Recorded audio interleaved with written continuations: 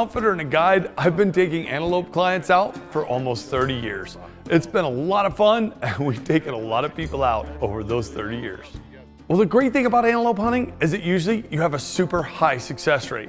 One of the tough things about antelope hunting is that you're usually sitting in a blind, sometimes 13 to 13 and a half hours in a day. So a lot of it is just about endurance. If you're the type of person that can sit in a box in a comfortable chair for 13 and a half hours, odds are over 4 days, you're gonna get a shot at a pretty dang good antelope buck. The toughest part of antelope hunting, as well as antelope guiding, as any antelope guide can tell you, rain is your enemy. When you're hunting antelope over water holes, if it starts to rain, that can really shut things down pretty dang fast. Well, we had a ton of rain this year, and I was really worried. I was hoping the guys would have some success, but there was a lot of puddles all over the place. Today's video is brought to you by Black Rifle Coffee Company.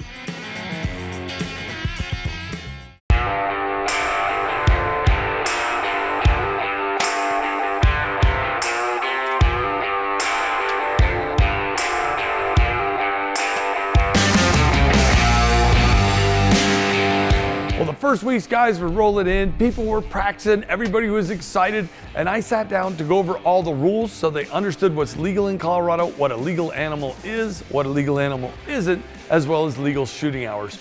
But I did also preface it by saying it's probably gonna be a pretty tough opening week. The antelope were coming in a little better than I thought despite the wet weather. So if I was to put a dress on a pig, I would say the great news is the first 4 days of season, we ended up going 5 out of 9 on shots. So when you can go a little better than 50% on shots, even in a really rough week, well, I was gonna call that a win. Right off the bat, one of our clients, Mike, harvested antelope, and we got to catch it all on video. You can see all the other antelope go taking off away from the water hole, and one buck wobbles and drops. It was awesome to have our first antelope on the ground right off the bat. You know what's fun for me and the guides is we'll be set up with some loopholes. We'll literally be dialed in on the spotting scopes. We'll be watching through binoculars. We'll have cameras videoing guys, and we get to see all kinds of neat stuff. Like for example, we watched an antelope get his hoof stuck between his horns.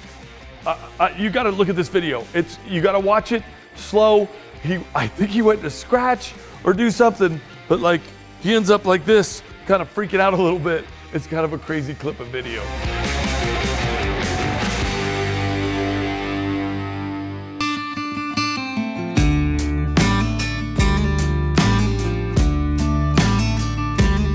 After everybody was done, it was time for me to go out and see if I could harvest an antelope. Well, I go out looking for antelope meat. Doesn't matter if it's a buck that comes in first, a doe that comes in first. It's pretty much whoever comes in first is probably gonna catch an arrow. Well, last year I was sitting in this exact same spot, and again, I shot the first thing that came in. A beautiful doe came in, drew back the recurve. I think I was using the Bear mag riser on that one. I blow through this antelope and it drops right behind me.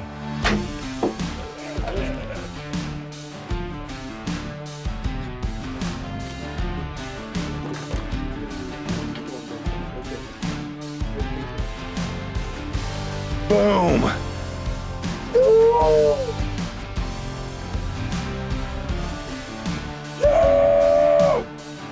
Here's the beautiful doe I just shot. So of course, I decided this year to go back to my lucky muddy blind. A couple things were different this year though.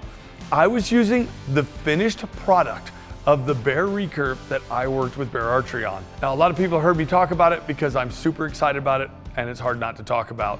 Fred Bear was one of my heroes. I got the amazing opportunity to work on a Fred Bear, Fred Eichler / custom signature recurve. So I was so excited.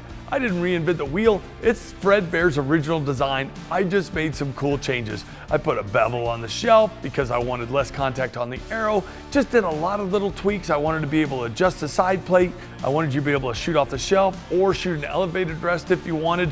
There was a lot of little tweaks that I made to this bow that I think improved it. So to me, I look at it like, although Fred's gone, I got a chance to work on a project with Fred Bear. So pretty special hunt for me because I'm carrying, this is the done model. They're like, okay, we've made all your changes. This is like the third prototype.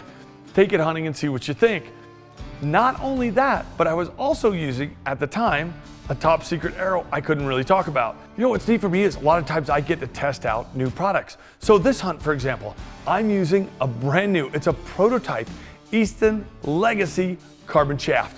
Now, we designed this specifically for traditional shooters, but it's great for compound shooters as well. I've also, in the past, got to test out other prototype Easton arrows, like the Full Metal Jacket, like the Axis arrow. I got to shoot those arrows before literally it even had labels on it or was even named. I was out in the field testing those arrows. So on this trip, it's pretty special to me because I'm not only shooting my new Bear signature recurve, but I'm also testing out a brand new arrow from Easton. So in my mind, I am in my favorite blind. I've got a water hole right in front of me. I did notice when I got in, there was a leak in the tank. So the water was running underneath the blind and there was a little bit of water pooling up behind the blind. We hadn't had time to fix the tank yet, but I thought for sure the antelope will come to the tank. I've watched the buffalo drink out of the tank, other antelope drink out of the tank, other hunters had harvested antelope right there at the tank. So where are the antelope gonna drink? Well, they're gonna drink from the tank, just like my doe antelope did the year before.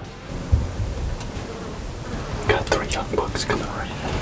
If one of them comes in, I'm gonna shoot. So when I'm sitting in there with my cameraman Scotty, we're sitting in there checking out some antelope. All of a sudden 3 bucks turn and start coming right to the tank. And I'm like, oh, we got them coming in.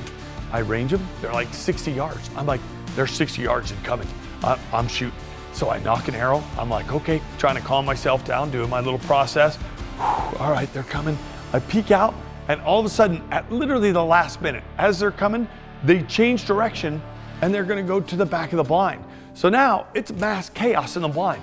I'm shutting the front window down because I don't want to get silhouetted. I put that down super quiet. I spin around, I open the tiny little window next to the door, and Scotty, my cameraman, is right there, and he's videoing this antelope buck come through. And I'm like, Scotty, you've got to move. Like, I'm hitting you with I can't shoot if you're going to be right in front of that window. So he's like, sorry. So he scoots over, and Scotty was just doing his job. Like, he's trying to video, but I'm trying to shoot the antelope. And when it comes to hunting, I'm like, I don't care about the video. That's kind of cool, and I can show my buddies and show everybody, but if we don't get it, I want to shoot an antelope. So I smooth Scott over. He is now looking through the window because we don't have time to open it up. I have got a shot through the open blind. One of these small bucks steps out. I draw back, pick a spot.